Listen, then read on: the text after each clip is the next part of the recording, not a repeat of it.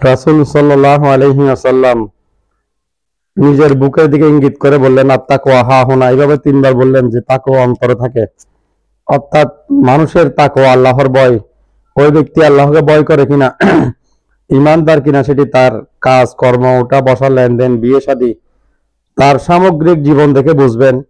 কিন্তু তার নামাজ রোজা হজ যাকাত, বাহ্যিক বেশভূষা, দাড়ি টুপি দেখে তাকওয়া বুঝবেন না।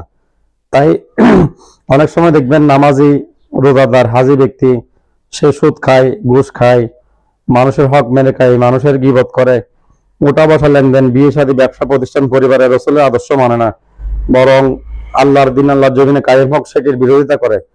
তাই তাকওয়া অন্তরে থাকে।